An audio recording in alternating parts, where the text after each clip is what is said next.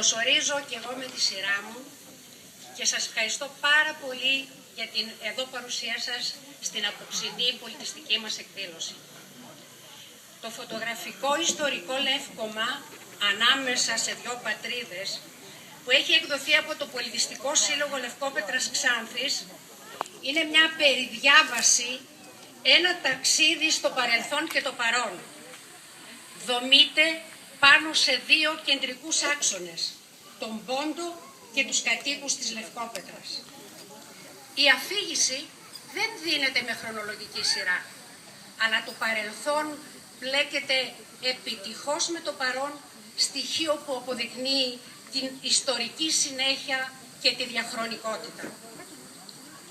Το βιβλίο αυτό είναι αποτέλεσμα μιας συλλογικής προσπάθειας και είναι μια συγκινητική αναζήτηση της πολύχρονης ελληνικής παρουσίας στον Πόντο, του άδικου ξεριζωμού, της προσφυγιάς, της εγκατάστασης στη νέα πατρίδα, της επιβίωσης, της προκοπής και της ενσωμάτωσης στην ελληνική κοινωνία.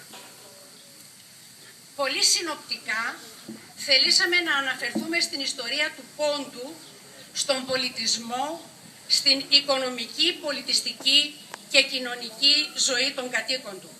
Και αυτό επειδή καθένας από εμάς έχει δικαίωμα στη μνήμη. Έχει δικαίωμα να γνωρίζει τις ρίζες του, τον τόπο προέλευσής του, την ιστορία του. Θελήσαμε με το βιβλίο αυτό να αποδώσουμε ένα φόρο τιμής στους προγόνους μας, να εξυμνήσουμε το θάρρος τους, την τόλμη, τη δύναμη της ψυχής τους, με την οποία αντιμετώπισαν τις δύσκολες και αντίξωες συνθήκες και να εκφράσουμε το θαυμασμό μας για αυτούς τους ρακένδυτους και ταλέπορους ανθρώπους που μπόρεσαν να διατηρήσουν στην καινούργια τους πατρίδα μέσα από τους συλλόγους τη συλλογική συνείδηση και την κοινωνική τους συνοχή. Θελήσαμε ακόμα να αναδείξουμε τη δύσκολη καθημερινότητα των κατοίκων της Λευκόπετρας που βίωσαν στα πρώτα χρόνια της εγκατάστασής τους στο νέο τόπο. Τον τρόπο αντιμετώπισης των προβλημάτων της καθημερινότητας, τις πρώτες ασχολίες τους που ήταν κυρίως η καπνοκαλλιέργεια και η κτηνοτροφία. Να αναδείξουμε την αποφασιστικότητα και την εργατικότητά τους, την πρόοδο και την εξέλιξή τους. Ας έρθουμε στη δομή του βιβλίου. Αρχικά δίνεται η γεωγραφική θέση του χωριού και τα αρχαιολογικά ευρήματα του χώρου όπου οικοδομήθηκε το χωριό. Ακολουθεί μια ιστορική αναδρομή στον Πόντο που καλύπτει τη χρονική περίοδο από το 1000 π.Χ. έως τα νεότερα χρόνια, τη γενοκτονία των Ποντίων και την ανταλλαγή των πληθυσμών σύμφωνα με τη συνθήκη της Λοζάνης το 1923.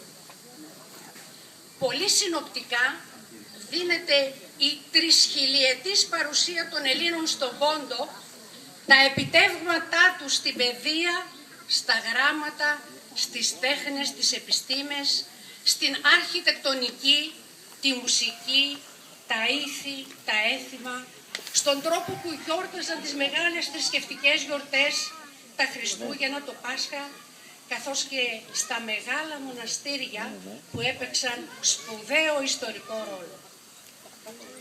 Ακολουθεί η προσφορά των Ελλήνων του Πόντου καθώς και των άλλων προσφύγων που σφράγισαν με τον ερχομό τους στην νεοελληνική κοινωνία, ενίσχυσαν την ελληνική παρουσία στη Μακεδονία και τη Θράκη και συνέβαλαν στην εθνική ομοιογένεια της Ελλάδας.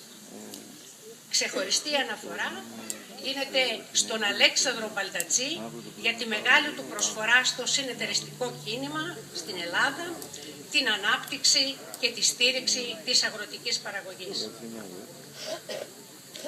Οι πρώτες προσφυγικές οικογένειες του χωριού ήταν 63. Αν ρίξει κάποιος μια ματιά στα μικρά ονόματά τους, θα διαπιστώσει την αρχαιοελληνική τους προέλευση.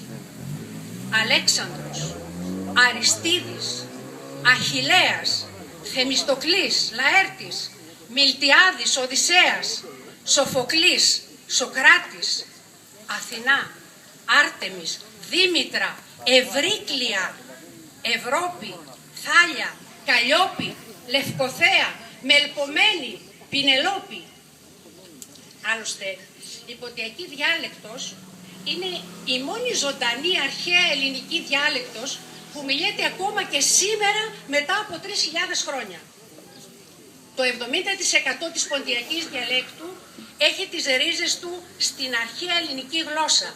Στούδε, τίνος, πίσον, στα αρχαία ελληνικά ποίησον, βέβα, το αρχαίο ρήμα διαβαίνω, τεμέτερον, ο ημέτερος η ημετέρα, το μάτεμ, το όμα του όματος και άλλες πάρα πολλές. Και μόνο το 30% της ποντιακής διαλέκτου είναι περσικές, αραβικές και τουρκικές. Και με αφορμή την αναφορά μου στην ποντιακή διάλεκτο, θέλω να σας πω ότι ο Πανελλήνιος Σύλλογος Ποντίων Εκπαιδευτικών κατάφερε μέσα από ένα πρόγραμμα του ΕΣΠΑ να εκδώσει ένα εγχειρίδιο διδασκαλίας της ποντιακής διαλέκτου. Το πρόγραμμα αυτό είναι τριετές και έχουν ενταχθεί σε αυτό 31 δήμοι από όλη την Ελλάδα. Ήδη πειραματικά ξεκίνησε σε 3 δήμους της Θεσσαλονίκης. Η φτώχεια, η επιθυμία βελτίωσης του βιωτικού επίπεδου οδήγησε τη δεκαετία του 60 πολλούς από τους κατοίκους του χωριού στην Ξενιθιά. Εργάστηκαν κυρίως σε εργοστάσια της Γερμανίας. Πολλοί παλινόστησαν, αρκετοί όμως εξακολουθούν να εργάζονται και να δραστηριοποιούνται στο εξωτερικό. Με τους πόντιους κατοίκους του χωριού πολλιάστηκαν και οι 2 πρώτες οικογένειες των Σαρακατσάνων, οι οποίες εγγράφηκαν στα μητρώα της κοινότητας στις αρχές της δεκαετίας του 30 μετά από απόφαση του ελληνικού κράτους.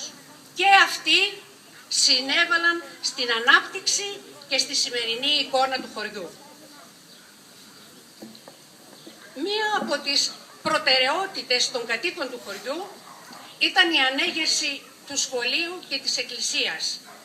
Ας μην ξεχνάμε ότι οι Έλληνες του Πόντου έδιναν ιδιαίτερη σημασία στην παιδεία, στα γράμματα και στις τέχνες. Ήθελαν να έχουν τα καλύτερα σχολιά και τις καλύτερες εκκλησιές. Αναφέρεται στο βιβλίο ακόμα η δράση των 3 συλλόγων του πολιτιστικού, η Σταυραετή του Πόντου, του Συλλόγου Γυναικών Λευκόπετρας Άγιος Γεώργιος και του Αθλητικού Συλλόγου Κεραυνός που γνώρισε μεγάλες δόξες. Καταγράφηκαν τα επαγγέλματα που άσκησαν οι πρώτοι κάτοικοι του χωριού καθώς και αυτά που ασκούν οι σημερινοί. Το ιστορικό λεύκομα είναι διανθισμένο με φωτογραφίες παλιές και καινούριες από όλες τις δραστηριότητες των κατοίκων του χωριού. Γιάννη. Μπορεί ο καθένας από εμάς να αναζητήσει αγαπημένα του πρόσωπα, να συγκινηθεί, να γελάσει, να κλάψει, να νοσταλγήσει, να θυμηθεί. Στο τέλος, για να αναδείξουμε την ποντιακή κουζίνα, προσθέσαμε και κάποιες συνταγές ποντιακής κουζίνας. Στις δύσκολες στιγμές που περνάει αυτή την περίοδο η χώρα μας, λόγω της οικονομικής κρίσης που έπληξε τον καθέναν από εμάς και με αφορμή τα 90 χρόνια από τη συνθήκη της Λοζάνης και την ανταλλαγή των πληθυσμών, θα ήθελα να στείλω ένα μήνυμα αισιοδοξίας στους νεότερους. Στη χαμένη γενιά, όπως πολλοί συνηθίζουν να τη λένε συχνά στις μέρες μας. Ας αναλογιστούν οι νέοι μας τις δυσκολίες των παππούδων τους, που με έναν πόγο στους ώμους ήρθαν στη νέα τους πατρίδα και έστησαν τη ζωή τους από την αρχή. Ας αντλήσουν δύναμη από το θάρρος τους και ας αγωνιστούν όλοι για μια καλύτερη κοινωνία, όπου θα επικρατεί το δίκαιο, η αξιοκρατία, η εντιμότητα, η κοινωνική αλληλεγγύη. Η Ρωμανία κι αν επέρασεν, ανθεί και φέρει κι άλλο, λένε οι 2 τελευταίοι στίχοι του ποίηματος «Ο θρήνος της Τραπεζούντας». Και μας γεμίζουν αισιοδοξία ότι η χώρα μας θα τα καταφέρει να ξεπεράσει τα προβλήματά της. Οι νέοι μας θα βρουν το δρόμο τους, αρκεί να μην αποκοπούν από τις ρίζες τους και να μην ξεχάσουν την ιστορία τους. Γιατί λαός που ξεχνάει την ιστορία του είναι καταδικασμένος να την ξαναζήσει. Τελειώνοντας, θέλω να ευχαριστήσω τον Γεώργιο Ναυραζίδη, Δημοτικό Σύμβουλο του Ιστορικού Δήμου Αυδείρων, που είχε την πρωτοβουλία αυτού του ιστορικού λευκόματος, να τον ευχαριστήσω για τη δυνατότητα που μου πρόσφερε να συμβάλλω και εγώ σε αυτή την προσπάθεια. Τον Αναστάσιο Τσακουρίδη και Αναστάσιο Λαζαρίδη για τη συνεργασία μας και για τις πολλές ώρες που διέθεσαν από τον πολύτιμο χρόνο τους προκειμένου να ολοκληρωθεί αυτό το εγχείρημα.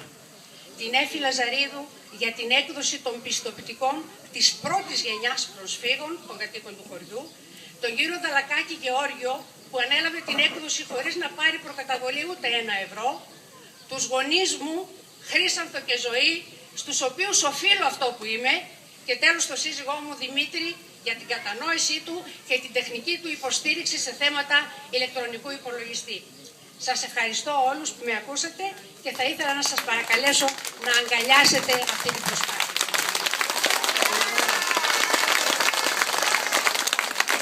Να ευχαριστήσω και εγώ το τυπογραφείο του κυρίου Δαλακάκη Γεώργιου που περιέβαλε το βιβλίο με περισσία αγάπη, φροντίζοντας για το καλέσθητο εξώφυλλο.